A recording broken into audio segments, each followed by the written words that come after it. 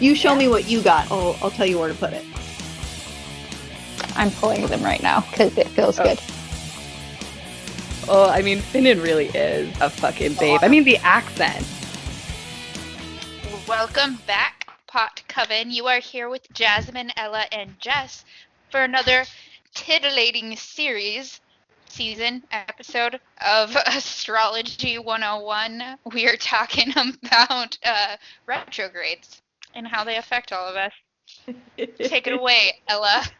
I am titillated. Do you think there'll ever come a time where we have like just like a well put together produced intro? Because no. I don't think it's ever gonna happen. It's part of the charm, you guys. If this is your first time listening, welcome. This is what it's all about. It's about background noises.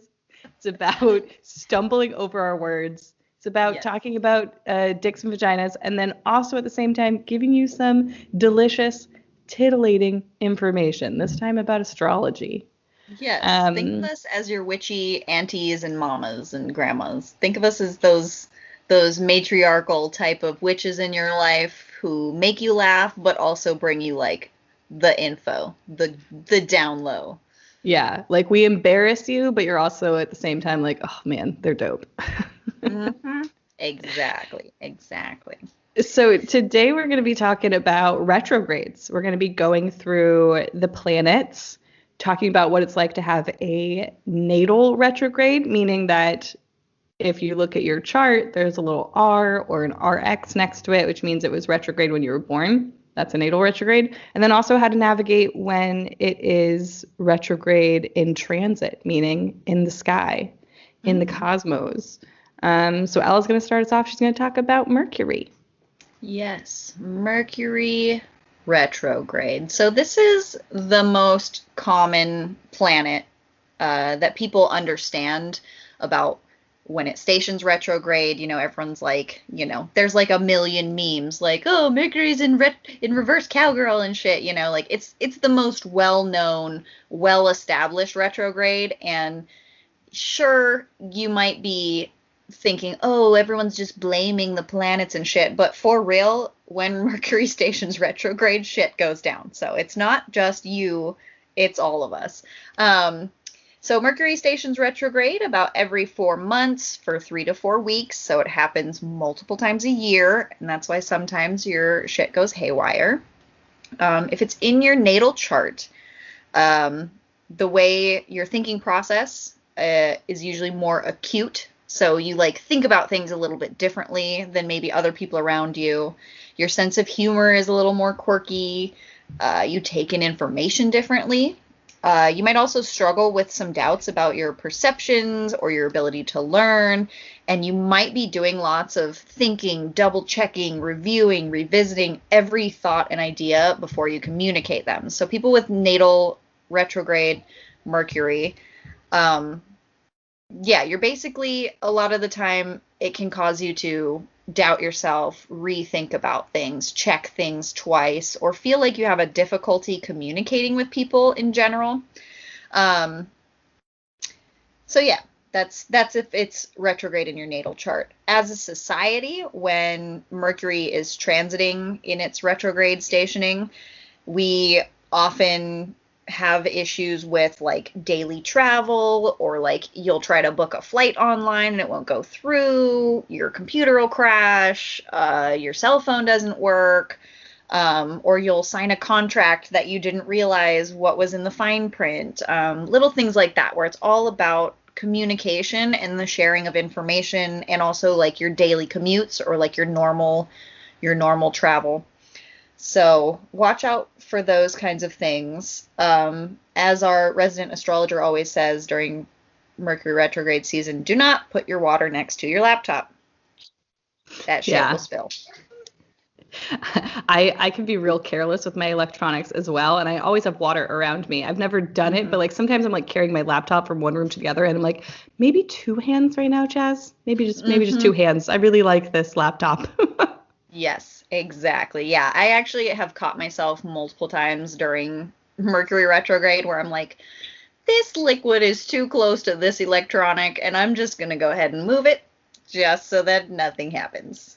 Like Yeah. even though it's not retrograde, I keep my water on the floor when we do this podcast instead of setting it next to my laptop because also I'm clumsy. So there you have it. What's interesting as well. I can't be enough for right now. I have two. Whoops. Welcome to technology. Actually, I mean, we can still blame it on Mercury retrograde. There's a pre-shadow and post-shadow. So, and this happens for all retrogrades that are happening in transit. There's going to be a period of time. Sometimes, generally, it's about like 2 weeks. I think maybe for some of the outer planets, it's longer for the longer retrograde periods. But, oh, I see. Jess has 2 cups right next to her right now. She just did a dance with them for us. Double trouble. Yeah, so we are still in the post-retrograde shadow, but I think we're almost out of it. I know that the pre- and post-retrograde shadow for this past Mercury retrograde, for me, was especially tough. But fun fact, if you have a natal Mercury retrograde, then the transit Mercury retrograde is going to feel normal and nice for you. I was talking to one of my one-on-ones last night, and we were going over some parts of her chart, and I was like, oh, you have a natal Mercury retrograde. So I explained what that was like for her, and there's like, and actually good news is when a Mercury retrograde is happening, you're going to be fine. Like everyone else is around you might be flailing a bit, but you're going to be chill. And before I even finished the sentence, she was like, oh my God, thank you for saying that. I thought I was just like nuts or not tapped into the energy because I never struggled during a Mercury retrograde. I'm like, yeah, no, you're good. You're golden.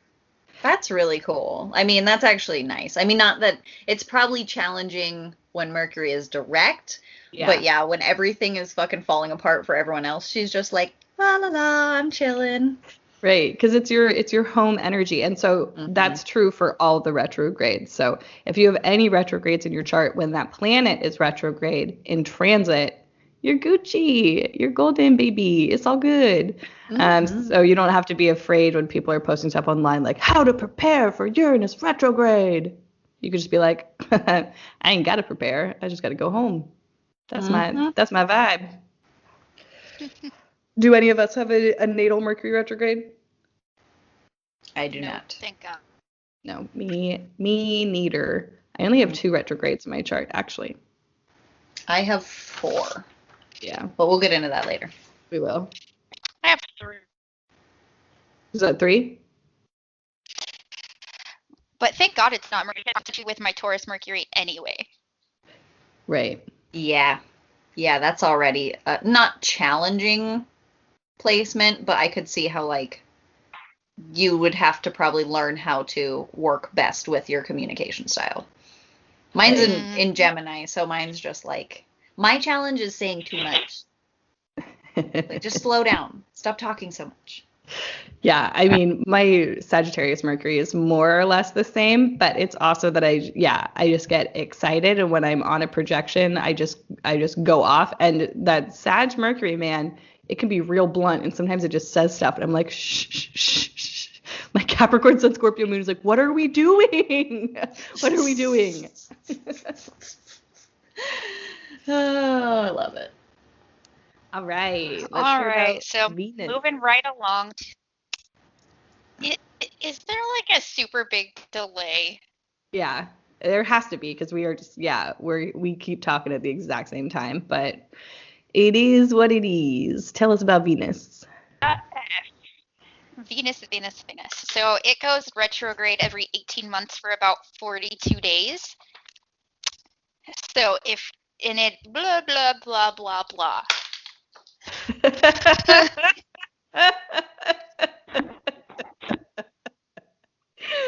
Thank you, Jess. Thank you for that insight. Yeah. There it is. The Venus retrograde. Oh my God. So anyway, Venus is the planet that is all about love and how you approach relationships. It's where you're going to find your values and what you find attractive and how you go about attracting those things. If you have a Venus retrograde in your natal chart, you're going to have a deep feeling nature. You're going to probably avoid superficialities. within your love life or your financial life. There's going to be some hidden, something hidden within those two areas of your life, more than likely. You're probably going to be a little self-sabotaging in love with feelings of you're not good enough and fearful of how that's going to manifest into the relationship. You just tend to avoid it if you can. There's a deep sense of insecurity present and a lack of self-love, overcompensating by eating a lot, excessive exercising, even excessive dating, because you're not dating to find relationships, you're dating to find companionship.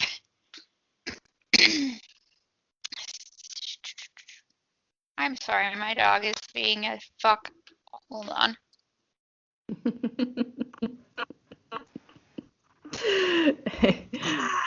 I wonder what it's doing. Yeah,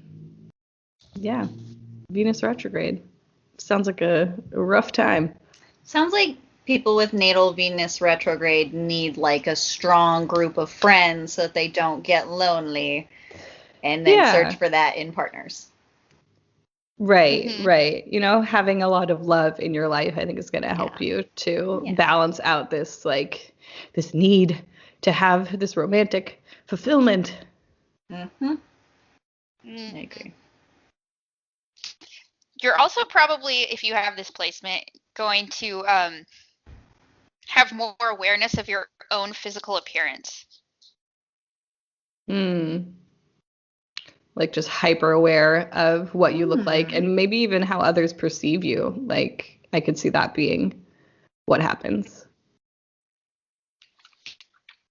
All right. And then if on the collective level within the society, this is about the time where you can expect the text from the ex, issues with money and love stagnating or drying up or running cold, relationship challenges arise or resurface more than likely. But this is a time to help gain perspective by getting clarity on those types of situations so that you can keep growing or decide whether it's a deal breaker.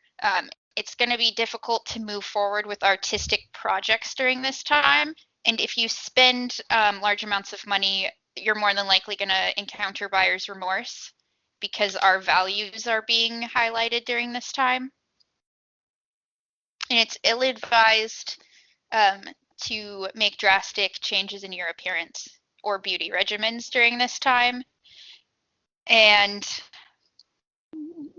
avoid diving into sex and procreation. Wait until this period's over. Don't stop taking your birth control yet. Give it some time. Give it like 42 days. Do you really want that baby? Maybe, maybe not. Yeah, and we don't have a Venus retro. You said it happens. How often does it happen? It's like every 2 years or so? 18 months. Okay. About a year and a half in between. I think the last one, if I'm correct, was a Scorpio Venus retrograde. So that was fun. We were in one for a long time. Actually, a friend, an ex, not a lover, but someone I loved very dearly came back into my life. Someone that we had a horrible friend breakup many, many years ago, and she wrote me like a long email, and it was very sweet. She even mentioned it because like she follows me on Instagram. She was like, "You've been talking about exes coming back, and I wonder if perhaps that's the role I'm playing." But it was good. So like it can be helpful. You know, sometimes the exes come back and it's testing you to be like, no, I don't want to be with you. You were manipulative. You weren't good for me. And sometimes it's like, hey, maybe you should rekindle this friendship that you had. Mm-hmm. All right. Ella, any words to share with us? So I have this whole album in my Google Photos of my family's birth charts, so I can reference them quickly. And I just went and looked at them, and all of us have so many fucking ridiculous retrograde placements. So I was kind of like tripping over like some of them. I was like, what? I didn't realize that. Like that makes so much sense now, So yeah, just connecting all the dots. Well, yes, family astrology is fun to do. It really is, and all of us have like so much synastry in our charts with each other that it's like I have to use it in our daily lives and in my parenting because it's so prevalent in everyone. Like every time I look at a personality trait of my children and I look at their natal chart, I'm like, okay, I see it. I should have looked at that earlier. I wish I wouldn't have yelled at you and would have just looked at your natal chart instead and figured out how I needed to approach this. But now I'm like looking at the retrograde positions and I'm like, oh, I didn't even put all this together. So I love learning about all these new astrology things that I didn't think about before. So fun. Hell yeah. All right, well then let's learn about what a Mars retrograde is like. Yay. So if you have a natal Mars retrograde, well, first it stations retrograde every 26 months, so it's about every 2 years, and it will be retrograde for 2.5 months. So we just ended our most recent Mars retrograde, and it was in Aries, and it was there throughout the whole fall, and it was a struggle for most people, but we'll get to the transit retrograde soon. So let's talk about any babies who were born during that time. That's my guy's Mars placement is Aries Mars retrograde. Ooh, okay. Well, let's hear about it. Okay. So let's find out.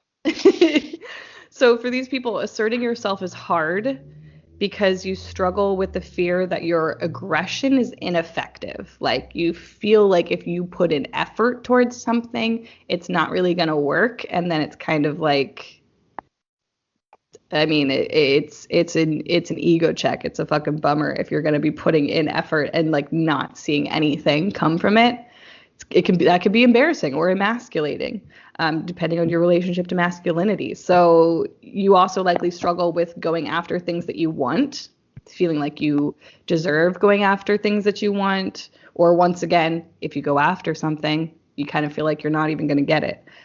You're more prone to emotional outbursts. Competition makes you uncomfortable. You don't like aggression and competition. Probably not a huge fan of organized sports and whatnot.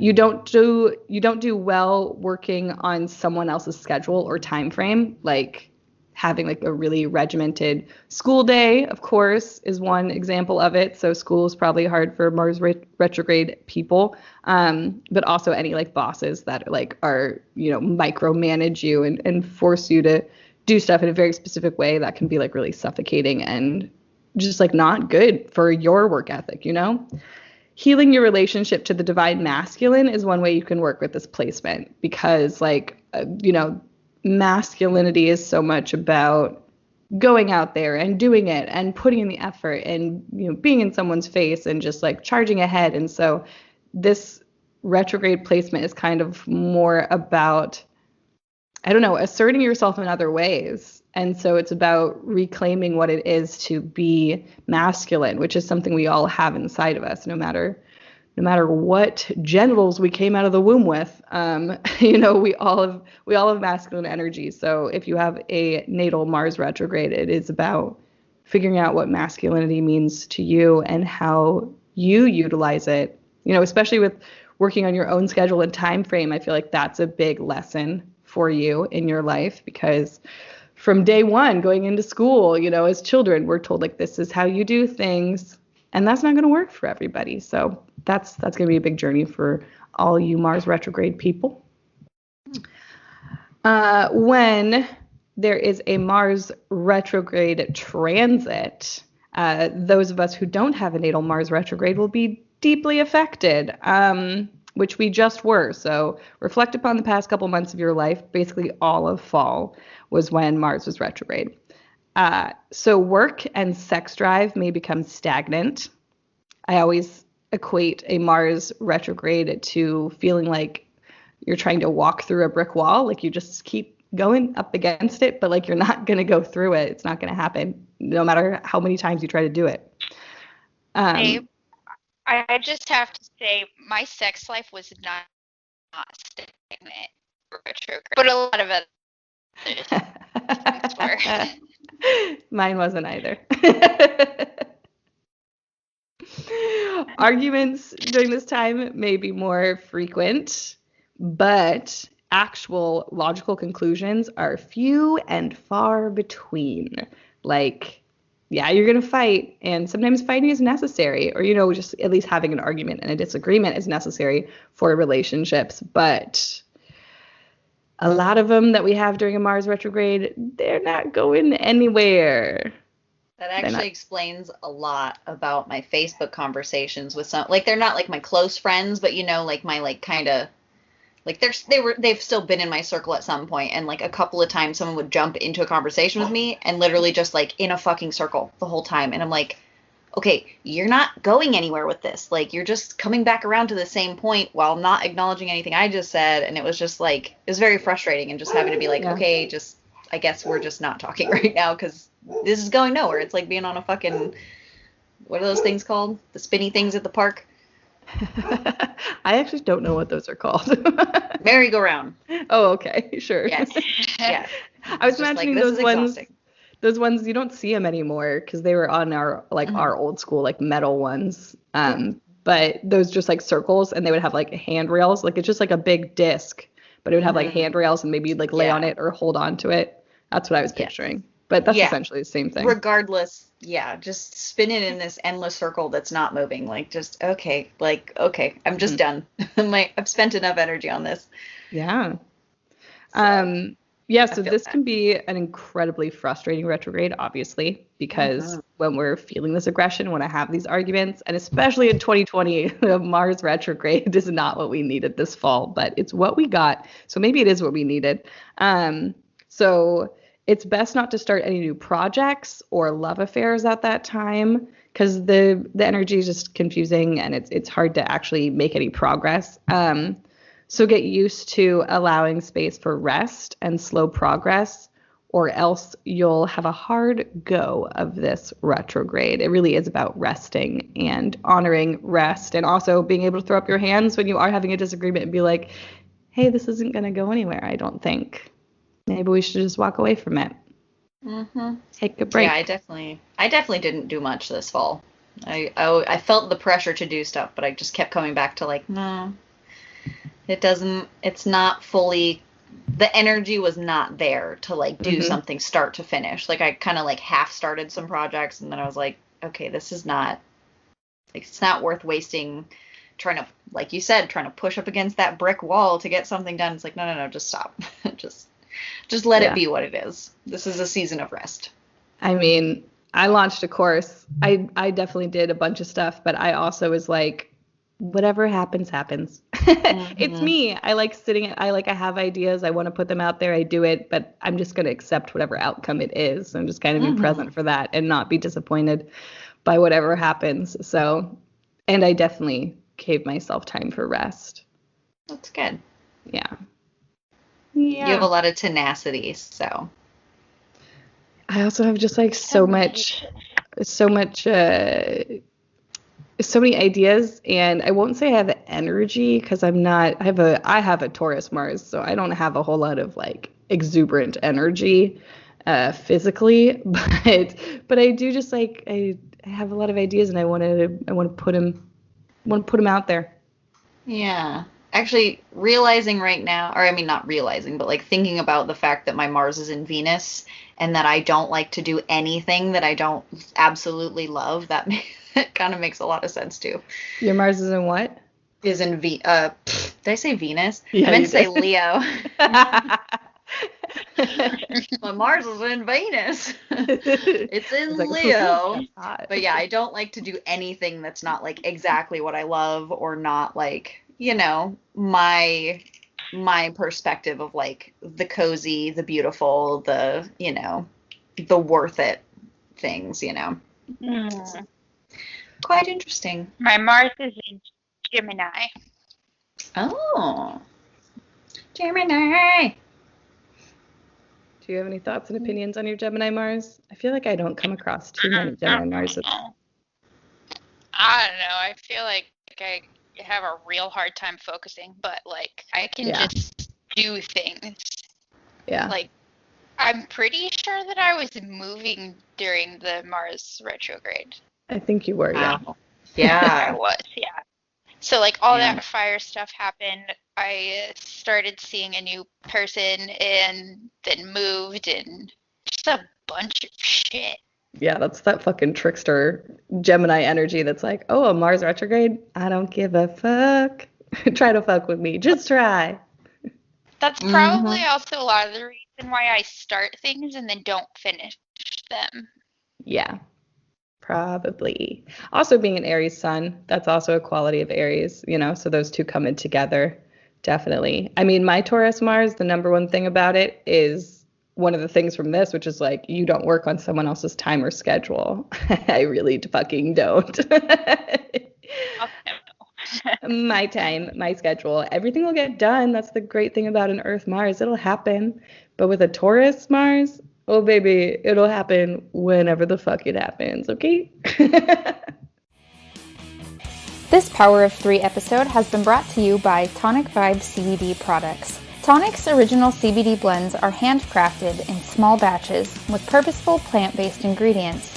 Using herbs like ashwagandha and superfoods like black seed oil, Tonic elevates the benefits of CBD to create a powerful way to heal the body, calm the mind, and restore balance. Their hemp-derived CBD and botanical blends create a completely holistic method to help you feel your best and #FixYourVibe. Use code WITCHY at tonicvibes.com for 10% off your order. This episode of the Power of 3 podcast is brought to you by Shock Rubs, because sex is magic. Shock Rubs is the first crystal sex toy company. Their sex toys are made from natural crystals that bring a sense of sacredness to your playtime. These beautiful handcrafted tools are created with the intention of opening oneself up to the healing properties that crystals provide.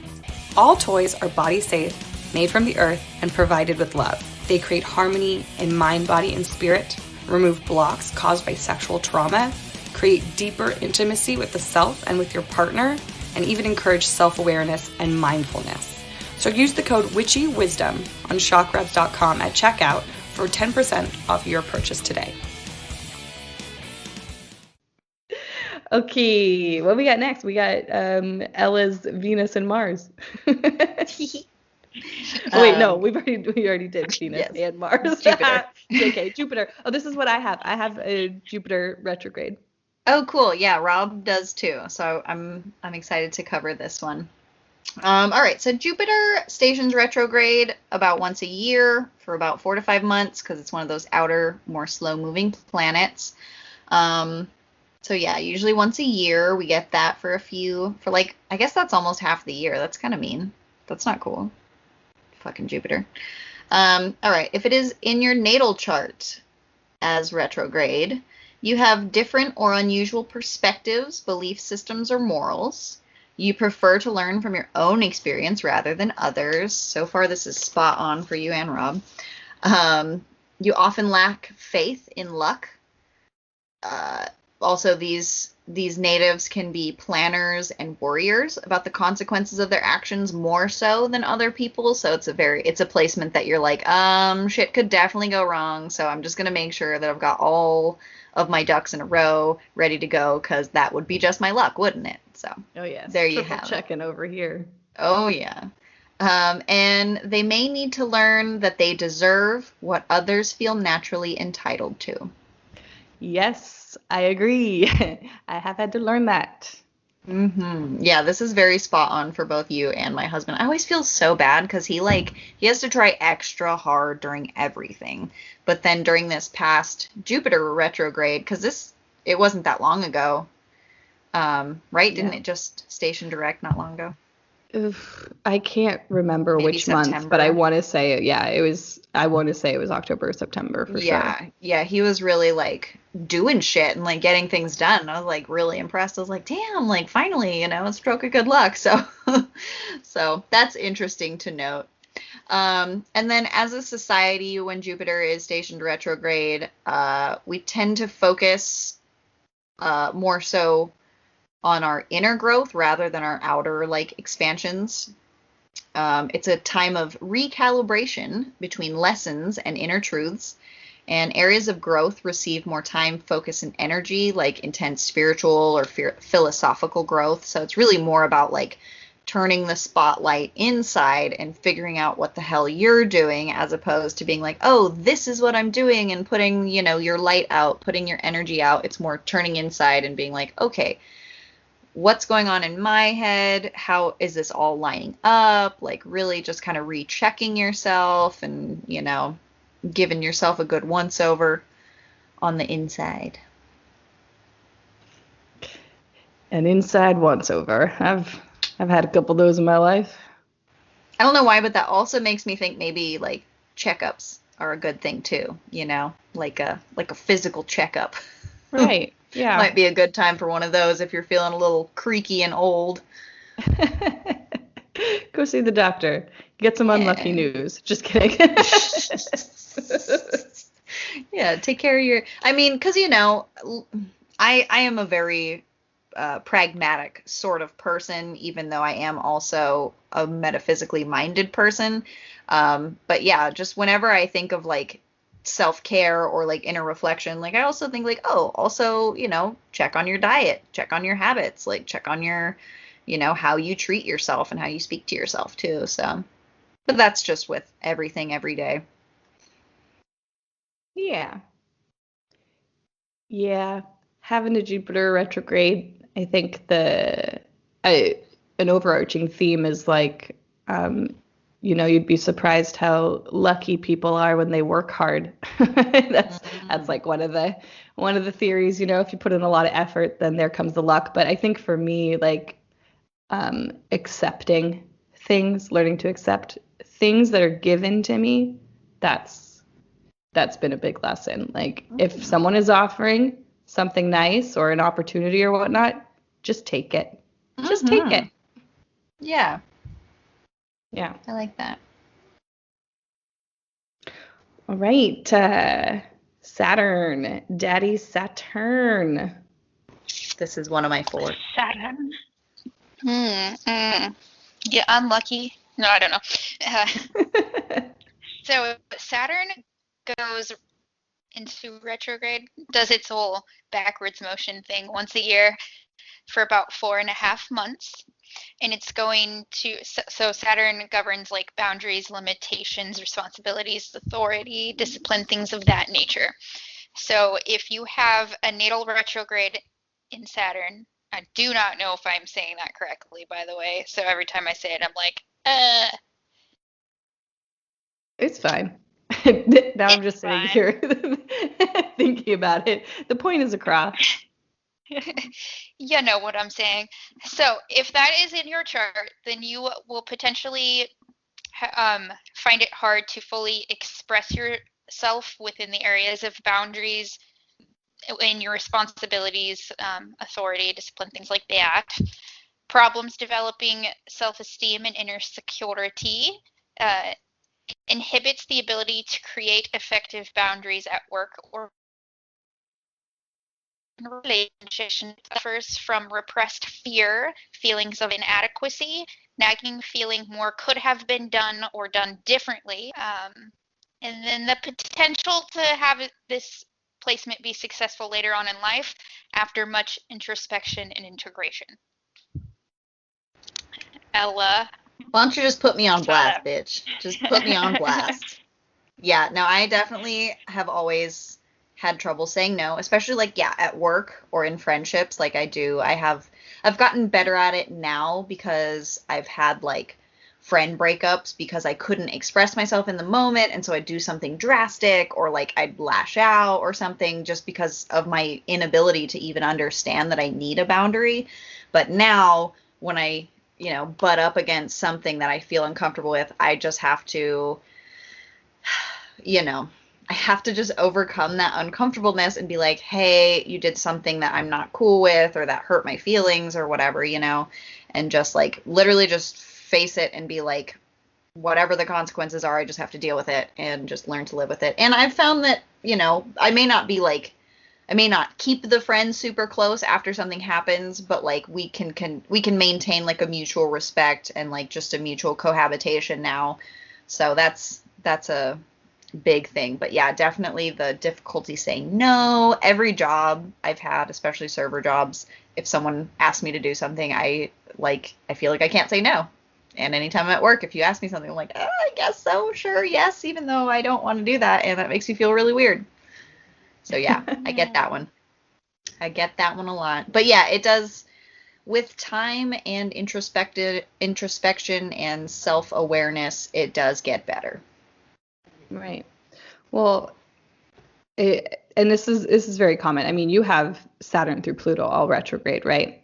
Yeah, and I've done, I don't even know how many astrology readings at this point in time, and it's pretty common. It's common to have, and I think that those people are special because with the outer generational planets that do go retrograde for a long time, so that's also a nice thing because, right, you're going to feel good during a Saturn retrograde, and it's going to be retrograde for half the year every year. So it's fair, for those of us with it direct and those of us with it not direct. That's true. But I always tell people when they have a Saturn retrograde that they're just meant to write their own rules. Like you're here to question the patriarchy. You're here to question these structures that are around and why we need to follow those structures. And let's burn it all to the ground, baby. If my sister is making my parents listen to this right now, I just want to say I blame the planets. Okay? As you should. Yes, it's the planet's fault, not mine, Mom. I'm sorry. Always. Just assume it's the planet's fault.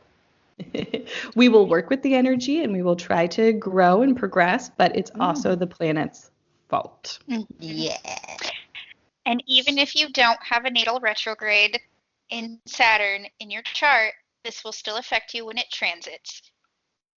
It is going to bring up lessons around those boundaries and limitations that you're not living up to, seeing how you can integrate your past into your present so that you can have a more free-flowing experience with your boundaries, more in alignment with where you are at. So this is going to be a time for reviewing your responsibilities, revisiting structure, gaining clarity on your duties and privileges. It's also not recommended during this time to start any new business endeavors. And then all of us are going to encounter issues of cultural and social expectations overriding individual need and desire. The society versus the individual. Interesting. That makes sense. Very 2020. Are you sure that it hasn't been retrograde all year? I mean, it was retrograde it felt like forever, especially because they all the outer planets really lined up, and then all the this. I mean, there's always a decent amount of retrogrades, but this year they were heavy, and Mars and Pluto were in a very tight square 3 times this year, or the 3rd time is coming up. But we're not talking about Mars nor Pluto right now. So let's talk about... We will. We will. Let's talk about your anus. Your lovely, lovely anus. Okay. So if you have natal Uranus retrograde, and first off, it's also retrograde 6 months every year. So same as Saturn, even though it does move more slowly than Saturn does in its orbit, it will be retrograde 6 months every year. So, and I believe it's retrograde right now. Don't hold me to it, but I feel relatively confident about that. So if you have it natally, if you have a natal Uranus retrograde, it means that you struggle to express. Jess has a question. Oh, no, I have that. That is. Oh, you have it. Okay. This is you, baby. Okay. So you struggle to express your individuality and creativity. You may struggle with feeling like you aren't unique or you aren't unique enough. You might also feel like you're too unique and that your eccentricities are something that should stay hidden. So this is one of those things where it could go either way. What the commonality is being unique and being eccentric is the core issue. Is it that you feel like you're not enough of that or too much of that? That's going to be dependent on the person and their life and other things in their chart.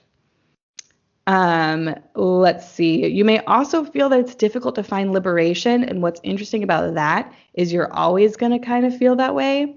Like these are, these are people who don't feel like humans because they feel very caged into the human form generally. I know.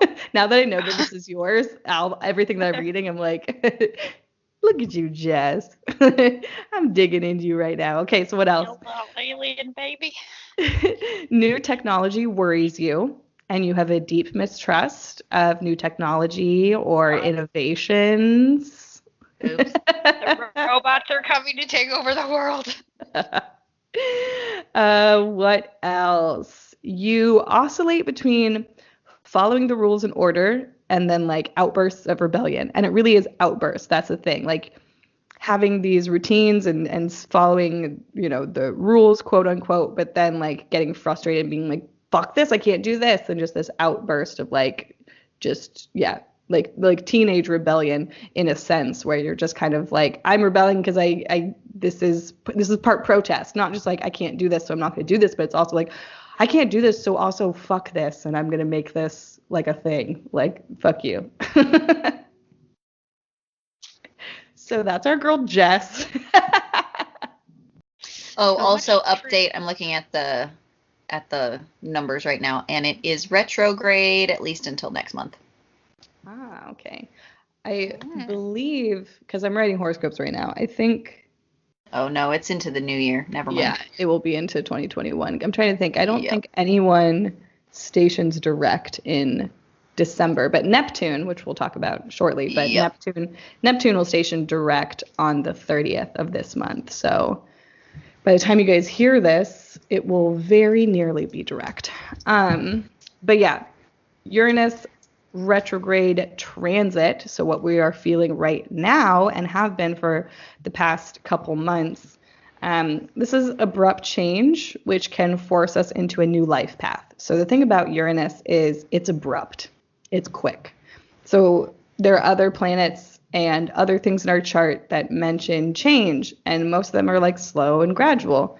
Anytime Uranus is aspected or involved, it's fast. It kind of smacks you up over the head. You can't count on any guarantees during a Uranus retrograde. So you pretty much just have to throw up your hands and be like, anything can happen. Anything can happen. Loose ends will come up and they'll ask to be tied. So things that just like never really saw a conclusion or resolution are just going to pop back up like, hey, what are you doing with me? You better figure something out.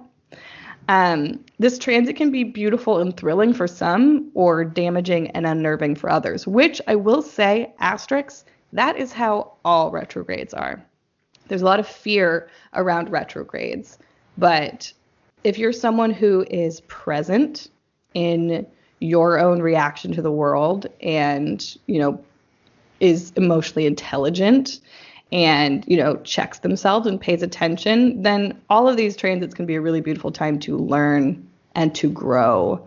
But yeah, definitely Uranus, because it is abrupt, it can be a little scary. And so sometimes people get real freaked out during it. But for some people, it's like, oh my gosh, this is so cool. I mean, for some people getting pushed abruptly into a new life path, like some people are going to be like, hell yeah, brother, let's do this. And some people are going to be like, absolutely not. This is not what I signed up for.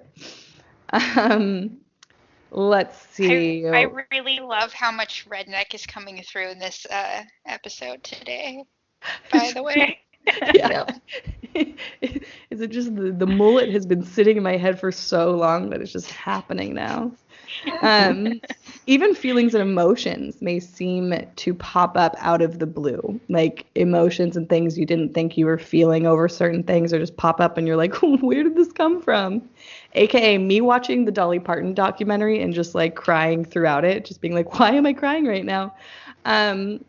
Great changes to thinking and perspectives happen at this time because Uranus retrograde seeks to free us from stable ways of being. Uranus retrograde is like, a mad scientist that will just like say something to you and then like run away and somehow just change your life. And you're like, what? No, I was doing fine. You didn't have to say anything. What the fuck? Mm-hmm. So there it is, baby. I feel like a prophet or something. Yeah, or guru, if you will. A proper guru. Like that. An anti-false prophet. The only guru exists are yourself. What? Teach stuff. I don't believe in gurus. You are your Right. own guru. Yeah. You are your own guru. This episode of the Power of Three podcast has been brought to you by BetterHelp.com. BetterHelp is an online platform with licensed therapists who are ready to help you wherever you might exist across the multiverse. Now, you must be 18 years or older to use this service, and BetterHelp is not a crisis line, but you can start communicating with someone within 24 hours. They have financial aid available to qualifying individuals. This is a secure, convenient, and affordable platform for your counseling services. Use the URL betterhelp.com/witchy to get your first week free. This episode is brought to you by Let's Get Checked at-home health testing system. Let's Get Checked is all about personal health testing, making healthcare and health screening open and patient-led, empowering people to use technology in a simple but powerful way, and giving greater control to their personal health. They have a range of tests, including STD testing across all genders, fertility tests, celiac tests, general wellness, and more. Use the code WITCHY on letsgetchecked.com at checkout for 20% off your purchase. All right. Yeah. So that's our quirky little Uranus baby. Aww. Our who's next? Neptune baby. Neptune. This one I'm sure will be interesting to hear about. I mean, like I've done my own research on it, but it never spent time like specifically just diving into Neptune's, and it's already such a confusing little planet, so I'm sure this is gonna be a good time.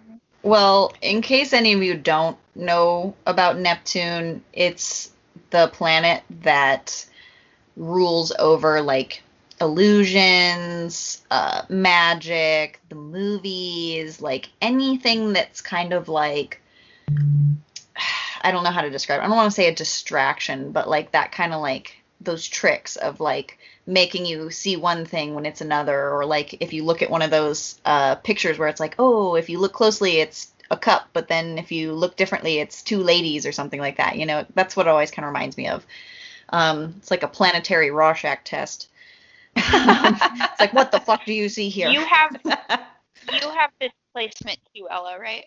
Yeah, I have Saturn, Neptune, Uranus, and Pluto all retrograde. All my outers. Okay. Is yours also Capricorn?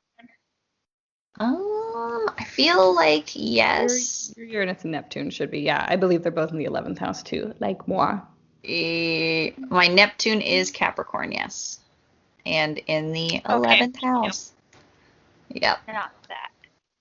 Yeah. So Neptune retrograde natives, which means it's in your natal chart, might tend to hide their vulnerabilities, spiritual side, and compassion, feeling less comfortable exposing them than other people. They're naturally more distrustful or lacking in faith. And when left to fill in the blanks, they may assume the worst. They have a fear of disappointment that might keep them from having... Yeah, they have a fear of the disappointment of like having a big dream and not fulfilling it. And they are way more private about their inner matters, which, yeah, I see a lot of that in myself. I do not like to be vulnerable at all. It makes it hard to communicate my emotions. I'm trying to get better at that. Something I'm working on. But it's just like, yeah, I don't ever want people to look at me and be like, oh, I can tell what you're thinking, or I can tell what you're feeling. I'm like, no. Nope. Stay the fuck out of there. That is my little secret box, and don't look at it. But I mean, if it stations retrograde once a year, every 5 to 6 months, that means that like half of humanity is less trustful than the other half. So that also makes me feel less alone. Like, at least the other you are skeptic too. Thanks. Societally, when Neptune is stationed retrograde, it really strips away any illusions or like rose-colored glasses, and you're faced with harsh and painful realities. So sometimes it can be difficult, but it also, I mean, it's necessary. You can't just live your life believing in something that's not true and then never exploring whether or not it's true and finding out the truth, because then otherwise you're just living in delusion because you like it, because you don't want to face the harsh realities. So, yeah, having this planet natally retrograde does kind of, yeah, I don't trust anyone. I really don't. Like, I don't trust people. I'm like, I don't know about you fools out there in the world. So, there you are, you mistrustful, faithless little assholes. Like me and Jess. Hee hee.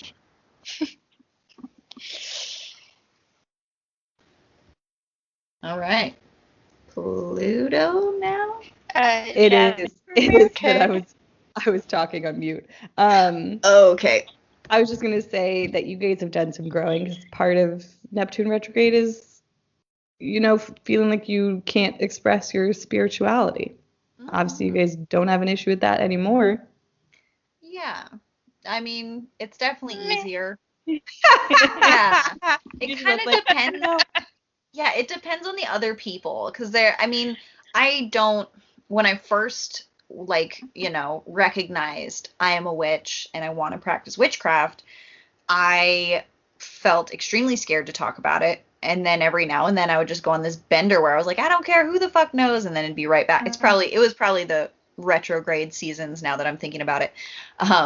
But there have been a few times where where I've expressed just even the smallest bit of who I am and what I practice. And like, I've had a man, I told this man something about knowing Christian. I was like, oh yeah, I actually know lots of Christian witches. And he literally said, don't even joke about that. That shit's real. I'll start throwing flames right now. And I was like, I feel unsafe. Like, I didn't tell him I was a witch, and I didn't mention it was me, but I told him, like, I was trying to explain the concept of Christian witches because I could tell he was a Christian. And then when I said Christian witches, he's like, no, I'll throw flames right now. And I was like, I need to leave. I was like, I feel unsafe in this conversation now. So, Well, well, well.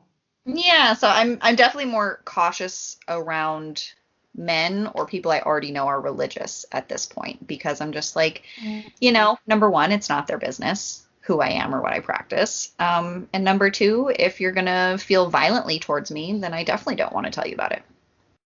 Mm-hmm. Not very pro-life of you, is it? Hey, shots Oh, fired. goodness. Adam. All right. Pluto? So moving right along to Pluto. Pluto's at the vet right now.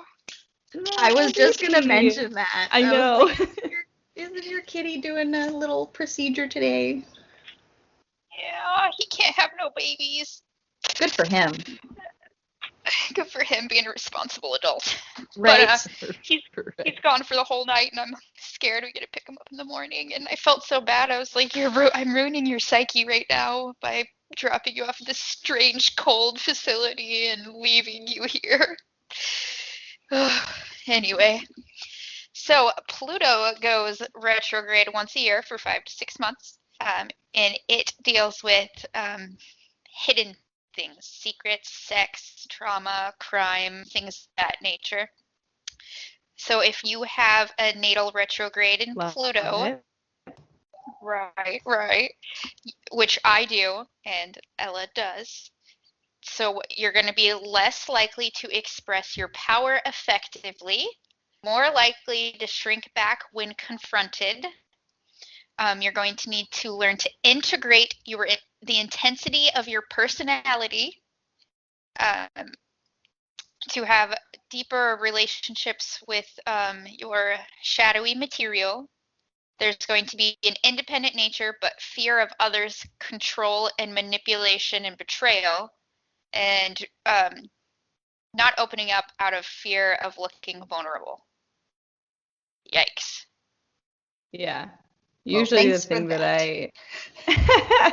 usually the thing that I focus on in my readings when I mention it is like, you really don't like the idea of being controlled or manipulated, which it's Pluto. So also sometimes that can be like super in your head and confusing, and you're second guessing. And then sometimes you might end up being the one that controls and manipulates other people because of it.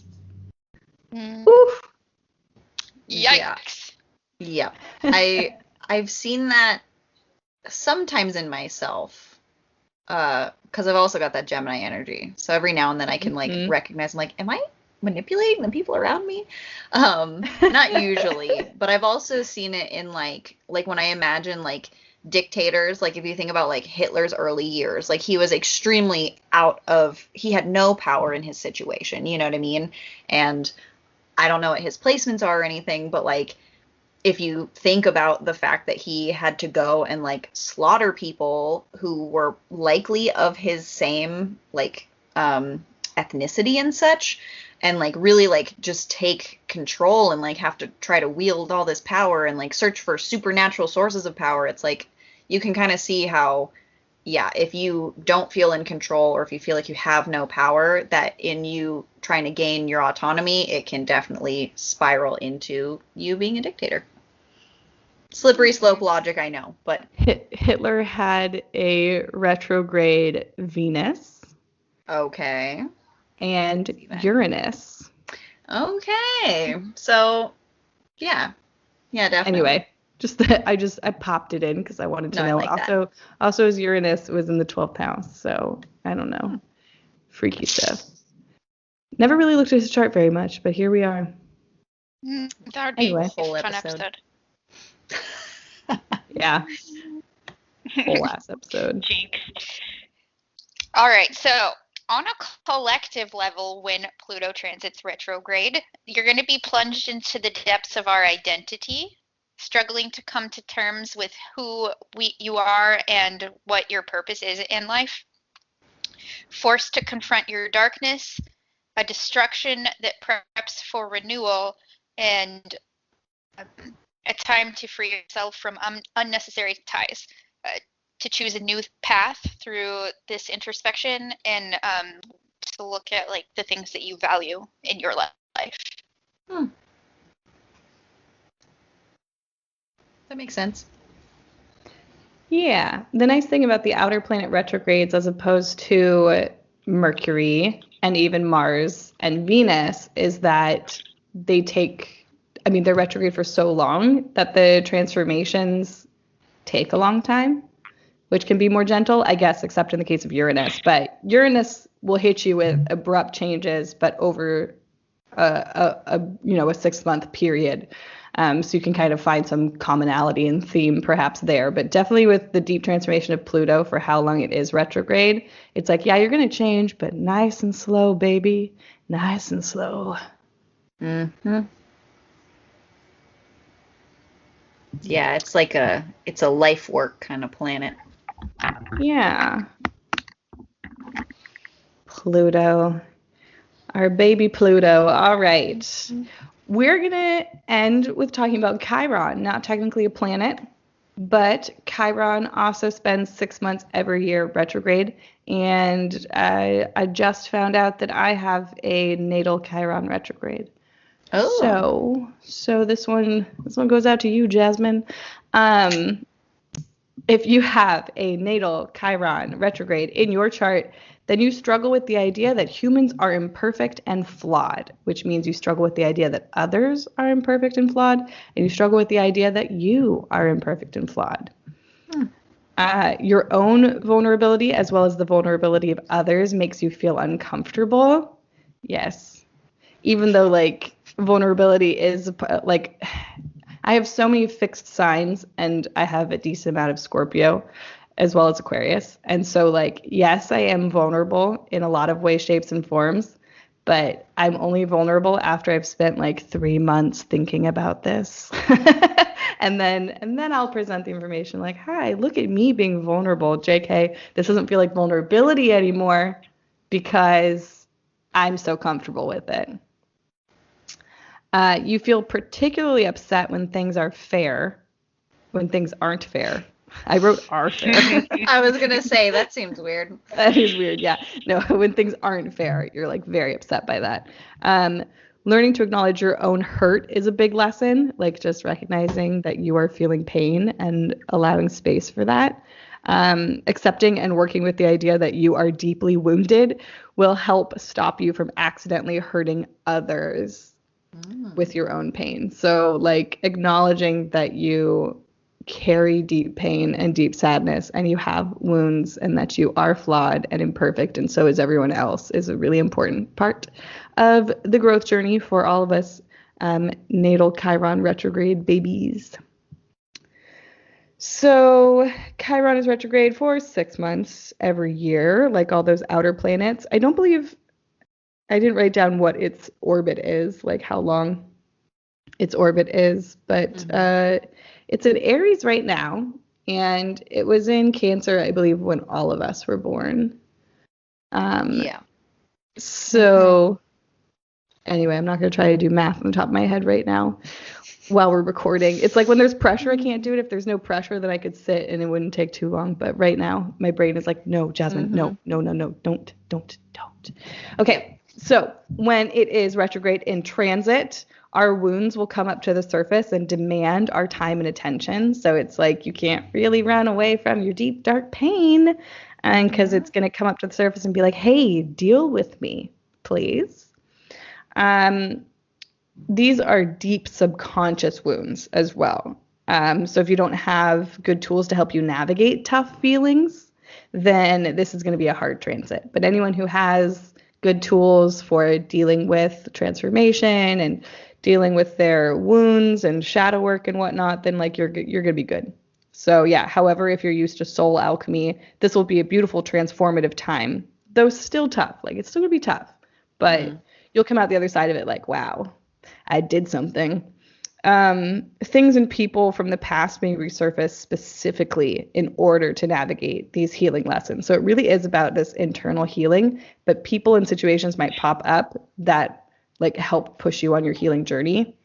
So focus on self-care and self-love is very necessary during a Chiron retrograde. Yeah. That's it, babies. Chiron is just one of those sneaky parts of the chart too, where you're like, cool, I understand what's going on with me astrologically, and then Chiron's like, but do you though? Are you sure you do?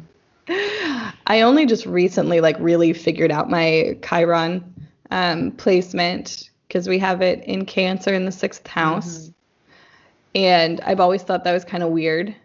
But then I just recently realized that it's about having daily self-love like routines, like making sure that that is something you are taking care of day to day and making it a part of your routine and a part of your life.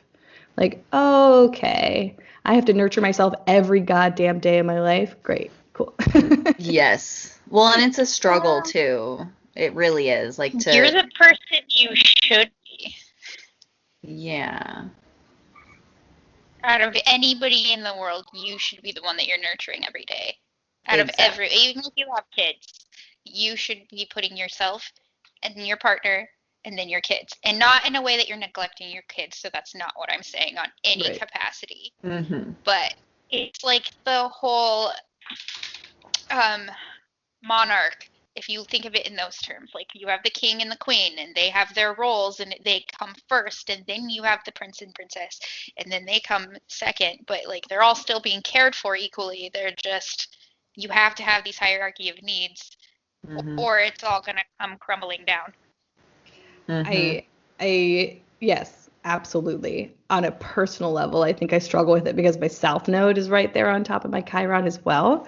And so it's like it just requires like so much. Like there's just so much nurturing that I need every day that it's exhausting. It's like, yes, it's like being a mom to myself every day. Like, okay, Jasmine, you're still loved. Did you need a hug? I don't know. Do you need a treat? Do you want to go get a popsicle or something? Yeah. I literally, a few months ago, I had to make this list to put on my fridge where it says, I can't remember what I like put at the top, but it was something like, hey, mom's upset. I put it in the third person because that's easier for me to like recognize the needs of a different person besides myself. So I kind of like, removed myself from it. And I was just like, hey, if mom's cranky, what does she need? And I have this list of like, has she taken a good shower? Because, sometimes you're like, especially with kids, you're like, oh my God, I just got to like get in there, get clean, and like get the fuck out. It's like, has she taken time for herself? Has she eaten something she likes? That's like the challenge with kids too, is it's like making food for everyone. And then after you've been cooking for an hour, you're like, oh, I don't even eat this. This is for everyone else. What am I going to eat now? So that's one of my things too, is just being like, okay, how can I be a good mother to myself? Like, how can I nurture myself? It seems ridiculous to me that I need a nap pretty much every day, but that is the truth of the matter. I need a nap most days, or I just don't function well. And I also have to have food that I enjoy, or I don't function well. And like, so there's just these things that I've had to recognize that are like, it's kind of annoying to do because I have to like literally carve out the time for myself. But at the same time, when I do that, I'm a better person to everyone around. Like I have the energy to play with my kids, or to like, have good conversations with my husband, or, like it allows me to be a better person and a better, member of society, a better mom, all that stuff. So it's definitely an area that I have to focus on more. But for me, a big one is food. I'm an eater. It's funny that you mentioned that, because this week I just made a list for myself, like things to do when like you need to nurture yourself. Here's a list of things. Mine are less practical than yours, but that's probably because I'm not a mama. And so the practical stuff I'm like pretty good about, but it's like, yeah, how do I emotionally nurture myself? What are things I can do besides watching Netflix and looking at my phone when I'm done working? Oh God, I always get stuck in that because it just like, I'm like, I want to do stuff, but I've already done so much that I just want to lay here and veg out.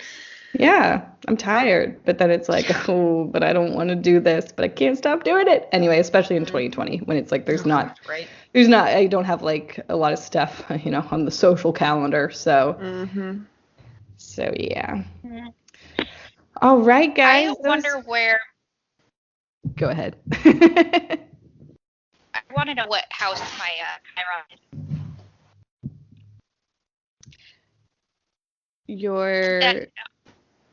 Your Chiron is maybe in the, no, I'm trying to think of what house my guess would be for Scorpio rising. Ninth house? My brain can't see it right now. I can't see a chart. Go back. Yeah, I would think like 8th or 9th house. If I'm just kind of counting them like through the wheel, I'd probably say, yeah, right up there around somewhere probably between the 7th and 10th in that like third quadrant of your natal chart. Yeah. Yeah. Which would also put some focus on, yeah, like how it affects you and the people around you, or like the people you're experiencing in life, or like your interactions with people and all that stuff. That's the social quadrant. So relationships, nurturing, abandonment wounds, all that like fun stuff. It looks like it's between the 8th and 9th. Okay, so it's in one of those. Yeah. In one of those. All right, you guys. Thank you so much for listening to our retrograde episode. Thanks for being here for the astrology block. We've got one more episode with a wonderful astrologer next week. It's time for our guest episode next week, so you definitely don't want to miss out on that one. And the month is wrapping up, which means that there's going to be a new astrology forecast video from me for December on our Patreon. So make sure to go check out our Patreon. You can find the link in our Instagram bio, which our Instagram is Power of Three Podcast. If you don't follow us on there, go follow us over there. We're also on Facebook, and you can email us at powerofthree.witchpodcast@gmail.com. Those are all the ways to get in touch with us. But of course, keep listening, like, review, rate, subscribe, all that good stuff. You know the drill. You listen to plenty of podcasts. It's 2020. Am I right? Yep. All right. We'll catch you on the flip side. Bye. Bye. Goodbye.